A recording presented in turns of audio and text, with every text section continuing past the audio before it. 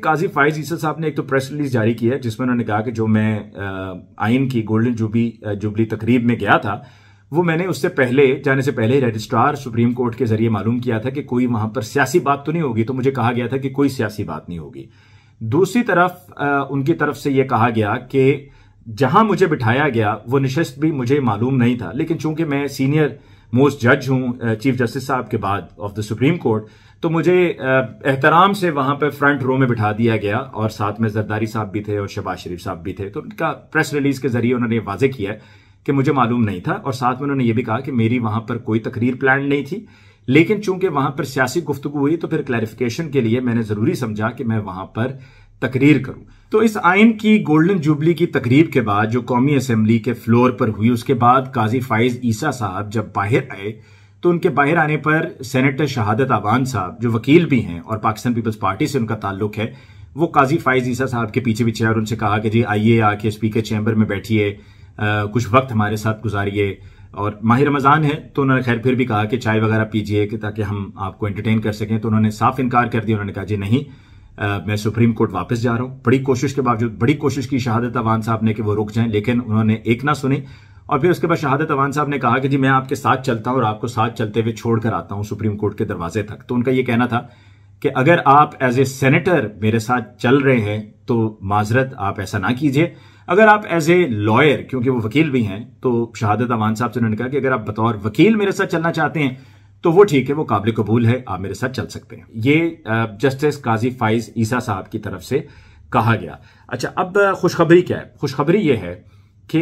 3 मुलाकातें हुई हैं चीफ जस्टिस उमरता बंदयाल साहब की और जस्टिस काजी फाइज ईसा साहब की, और काफी हद तक मामला तय पा चुके हैं, यानी कि सीज फायर हो चुका है। और इस सीज फायर के होने पर पीडीएम के लिए यकीनन परेशानी का बाइस है। परेशानी का बाइस क्यों है, मैं आपको यह भी बता देता हूं। परेशानी का बाइस यह है कि एक तो ये भी जस्टिस रिटायर्ड मुझे बताया शायख उस्मानी साहब ने कि सुप्रीम कोर्ट में ये जो बिल है, ये अगर कोई पिटिशन के तौर पे लेकर जाता है तो पिटिशन के ऊपर इसको उड़ाया जा सकता है, इसको फारिग किया जा सकता है इस बिल को। तो एक पिटिशन सुप्रीम कोर्ट पहुंच चुकी है और इसी बिल के खिलाफ वो पिटिशन है। अब काजी फाइज ईसा साहब और उमरता बंदयाल साहब के दरमियान जो कोई फासले थे वो फासले अब कम हो गए हैं, खत्म हो गए हैं। तो होगा क्या कि जब ये पिटिशन सुनी जाएगी तो सीनियर मोस्ट जज सुनेंगे, उमरता बंदयाल साहब सुनेंगे, साथ में काजी फाइज ईसा साहब होंगे, एंड फिर उसके बाद सीनियरिटी के हिसाब से जस्टिस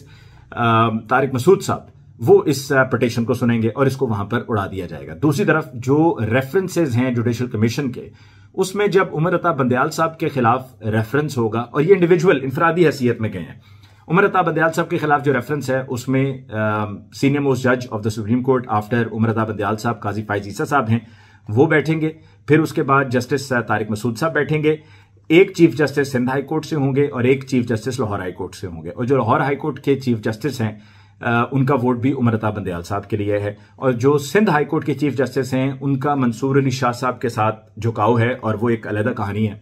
तो लिहाजा वो एक अपोजिंग वोट हो सकता है। लेकिन वहां पर ये रेफरेंस भी खत्म कर दिया जाएगा, और एन मुमकिन है कि जब ये 13 तारीख को जुडिशल कमीशन का इजलास बुलाया गया है, इस इजलास में ही इन तमाम रेफरेंसेस को, जिसमें मज़ाहिर अली अकबर नकवी के खिलाफ है, इजाजुल एहसन साहब के खिलाफ है, इन तमाम रेफरेंसेस को इकट्ठा करके एक ही मरतबा में उड़ा दिया जाएगा, जिसमें जो उमरता बंदयाल साहब का रेफरेंस है उसमें वो खुद नहीं बैठेंगे, लेकिन जो मज़ाहिर अली अकबर नकवी साहब का रेफरेंस है उस रेफरेंस में चीफ जस्टिस उमरता बंदयाल साहब खुद बैठेंगे, साथ में जस्टिस काजी फाइज ईसा साहब होंगे, chief justice Lahore high court होंगे और chief justice Sindh high court होंगे। तो वो 3-1 से फैसला आके वो रेफरेंस भी उड़ा दिया जाएगा। तो अब जब के एक पेज पर सब आ रहे हैं और ये जो इख्तलाफात क्रिएट किए गए थे, ये जो तकसीम क्रिएट की गई थी, ये तकसीम अब खत्म होने को है, तो इसके खत्म होने के बाद अगला कदम क्या है कि अमल दरामद होगा, और अमल दरामद उस फैसले पर होगा जो कि 4 अप्रैल का फैसला है। उससे पहले 1 मार्च का फैसला है सुप्रीम कोर्ट ऑफ पाकिस्तान के 5 रुकनी बेंच का, 3-2 का, और फिर उसके बाद 4 अप्रैल का फैसला है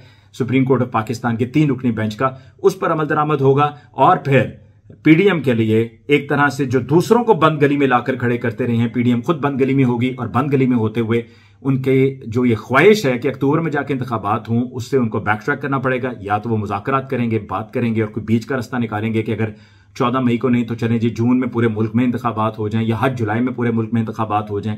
जिस पर पीटीआई को मनाना बहुत मुश्किल होगा, पीटीआई नहीं मानेगी इस बात पर। या फिर दूसरी सूरत यह है कि वहां पर उनको नजर आ रहा होगा तो फिर उन्हें मई में ही इंतखाबात की तरफ जाना पड़ेगा। लेकिन ये चूंकि मामला अब तौहीन अदालत की तरफ जाएगा और चीफ एग्जीक्यूटिव शहबाज शरीफ साहब की तौहीन अदालत का मामला होगा,